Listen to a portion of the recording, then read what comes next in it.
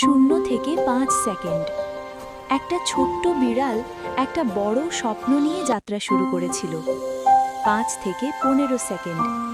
তার স্বপ্ন ছিল একটাই, নিজের হাতে বানানো একটা পারফেক্ট পিৎজা। 15 থেকে 25 সেকেন্ড। প্রথম দিনগুলো সহজ ছিল না, পিৎজা পুড়ে যেত, স্বাদ ঠিক হতো না। 25 থেকে 35 সেকেন্ড।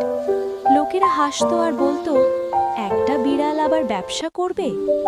35 থেকে 45 সেকেন্ড। কিন্তু সে হার মানেনি, ভুল থেকেই সে শিখেছে, প্রতিদিন নতুন করে চেষ্টা করেছে। 45 থেকে 55 সেকেন্ড। একদিন সে বানালো এমন এক পিৎজা যার গন্ধে পুরো এলাকা থেমে গেল। 55 থেকে 65 সেকেন্ড। এই সাফল্য তাকে অনুপ্রাণিত করল। সে খুলে ফেলল নিজের দোকান, মিয়াও পিৎজা। 65 থেকে 70 সেকেন্ড। আজ সে সফল, কারণ সে বিশ্বাস করেছিল স্বপ্ন কখনো ছোট হয় না। তোমরা আমার চ্যানেলটা সাবস্ক্রাইব করে দাও আর সবগুলো ভিডিও দেখে আসো।